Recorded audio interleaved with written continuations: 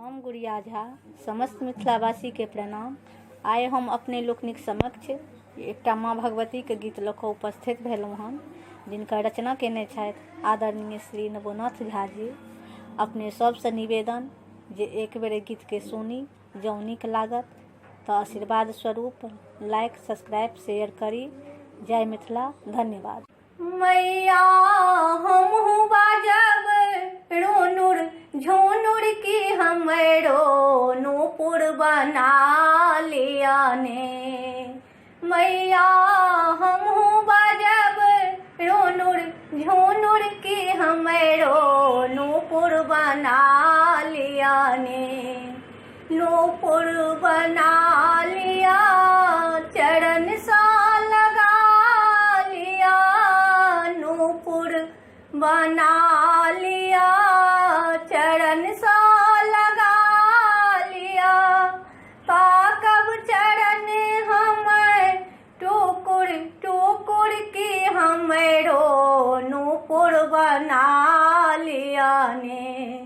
हे मैया हमहु बाजब रोनुर झुनुर की हमरो नूपुर बना लिया ने। गंगा जी सा मैटी कोरी ले लऊं, पीरी आहाँ के बने लऊं।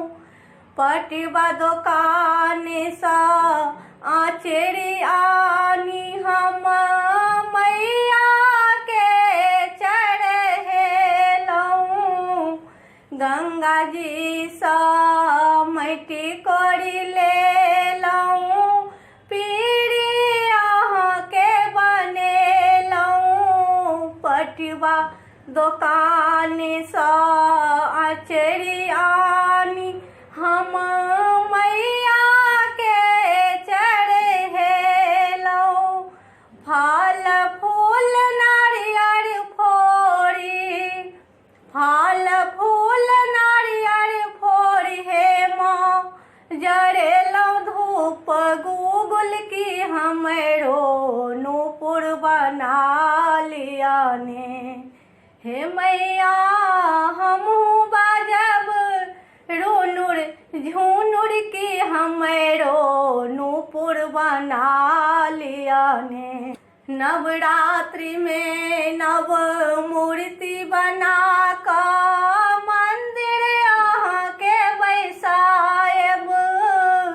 9 दिन 9 कलश बैसा का माता पूजा पाठ करायब।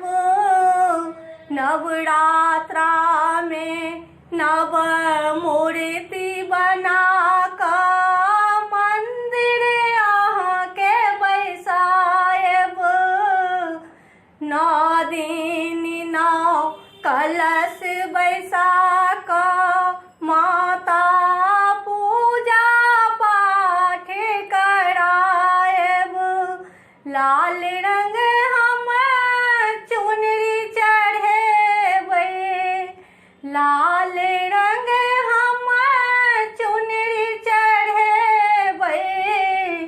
मैया के सजेबै की हमरा नूपुर बना लिया ना। हे मैया हमहु बाजब रोनुर झुनुर की हमरो नूपुर बना लिया ने।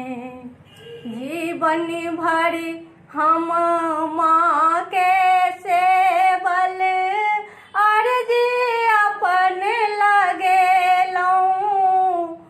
शरण में माँ है जगह दिया ने, पुत्र अहीं के भेलऊं।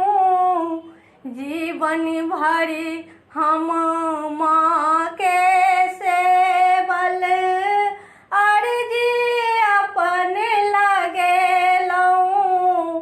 शरण में माँ है जगह दिया ने, पुत्र अहीं के भेलऊं। आब जो मैया देरी करबै, आ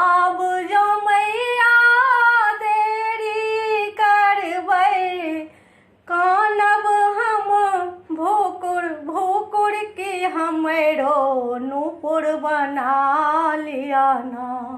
हे मैया हमहू बाजब रुनुर झुनुर की हमरो नूपुर बना लिया ने। नूपुर बना लिया चरण सा लगा लिया। नूपुर बना लिया चरण सा लगा लिया। ताकब चरण हम टुकुर टुकुर की हमरो नूपुर बना लिया ना। हे मैया हमहू बजब रुनुर झुनुर की हमरो नूपुर बना लिया।